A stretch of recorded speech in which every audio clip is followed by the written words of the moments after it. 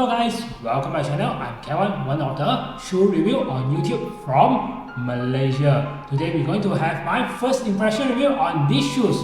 Nike Alphafly NEXT Version 2. A shoes that built for record breaking and race day purpose.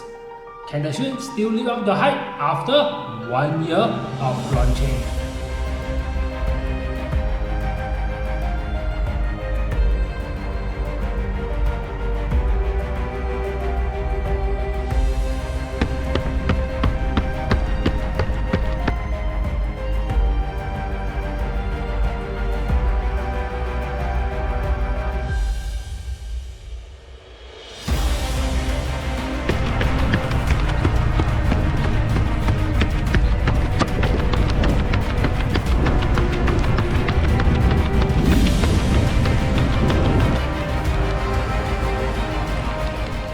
The shoes has been in the market for more than a year, but I just purchased it recently as my replacement for my version 1 because my version 1 there's one of the AirPod burst, so I am able to use the shoes. So I purchased these shoes from the Nike outlet itself, around 40% discount from the original price. So this is my first impression review on the run itself. Let's go through some of the spec of the shoes. At the heel is 40mm and at the forefoot is 32mm. It makes the shoe 8mm drop. For my size US 11 it weighs at 272 grams. For the upper, it's using a brand new Atomic. It's much more ventilated so you can see through what's inside of the shoe. Much more ventilated and see through compared to the version 1. It's a whole new redesign of the upper and the bottom. For the form, it's using the Nike Zoom X form, the magic form they're using for the shoes. And on the bottom of the shoes here, they have two AirPods side by side, and there is one carbon fiber plate, the fly plate, from the front all the way to the back. Basically, the shoes they have redesigned compared to the version 1 itself. Let's have a look on the upper of the shoes. They're using the Atomic on the whole upper, same as version 1, but this time they have much more hole, so the air are much more ventilated at the upper over here. The toe here we have a reinforced plastic, so you can see this is the reinforced plastic on the front upper here. And once it's moving for upper, and here the lace system over here, they have one string for the lacing. This is the area of the string on the left and right of it for the lacing. And for the tongue is something considered tongueless, is because it's integrated with the upper itself, and some padding on the upper over here is a bit stretchable, so you can put your feet and a bit quite comfortable when I'm using it.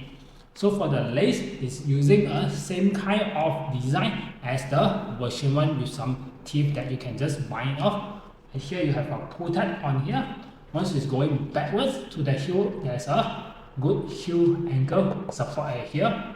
And there's a just right amount of the padding behind this area. For behind to wear the shoes, there's another pull tab because there's laceless, so you need to pull your feet like that, and you can slide in because the space are just like a socks right here. So you need to pull it, go inside it, then you can turn to fit your leg inside the shoes. So for the inner sole, it's not removable. It's same as the version 1. It's just stick inside and not removable. For the form itself, for the midsole area here, it's using the Nike Zoom X form. It's a very bounce, the super form around the whole shoes.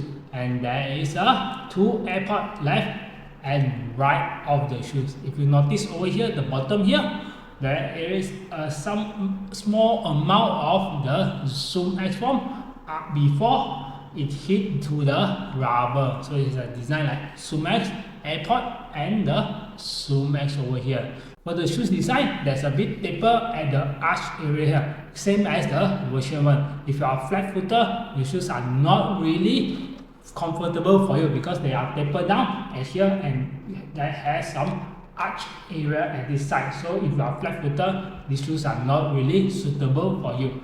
Even though I'm a medium arch, I also can able to feel the taper at this area. Moving to the bottom of the shoes, you can see the rubber has been redesigned. There's no more wave type of the rubber. It just have all those black square, and there's some open area that we can see the zoom X form at here. Same design, there's a hole here written the 5 plate, and you can touch the carbon plate over here. Same design, there's some open arch over here before we go to the back. It's more like a rocker geometry of the shoes. If you are landing more on the midfoot, you can feel the air pod from the shoes before you roll off and toe off. The shoes are very rigid because I just did a 10 km with these shoes only.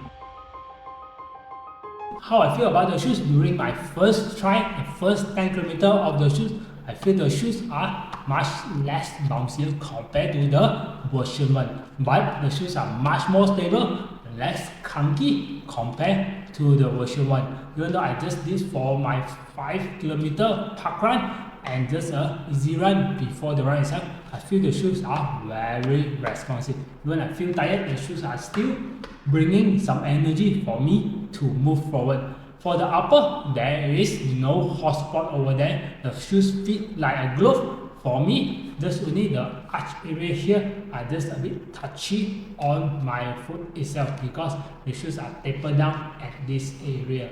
For the form, it's very bouncy. There's no complaint about the shoes. For traction, I can't really comment about it because the day that I tried is a hot day. There's no rain, there's no water. I'm running on the cement itself. The traction of the shoes is available. Even though I landed here, I did try to land a bit on the back, see how the shoes look like, how it feels like. It just feels amazing for it. What I like about the shoes, the first one is the upper, very well ventilated, very well constructed and very well ventilated. The air just flow in and cool my leg during the run itself because of a lot of hole on the atom knee itself. Next one is the shoes are much more stable compared to the version 1. Every time and I land the shoes are feel much more stable compared to the version 1 because the version 1 once you land the shoes are a bit like feel like go left or right. Compared to this one, the shoes one is land, it's really stay on the spot before you portray into your next step. Especially when I try to land on the heel, it's much more stable compared to the version 1. Because if you land on the heel for the version 1, it's a bit like falling off from the shoes.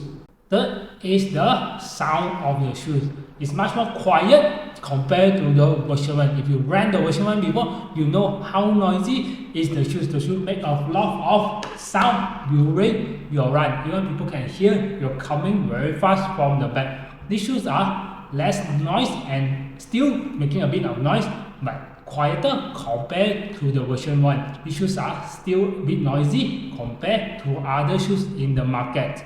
Fourth is the shoes look much more durable compared to the version 1 itself. The version 1, I have some few issues, the top and the bottom separation and the airpod burst and the place of the airpod and the plates are segregated each other.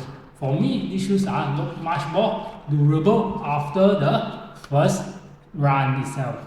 The fifth and the last one is the shoes feel less clunky compared to the version 1. The shoes on the version 1 feel a bit clunky when you walk and you run slow on it. For these shoes, it doesn't feel that much, maybe because of the drop and there's the design of the geometry. The shoes doesn't feel that clunky compared to the version 1 itself.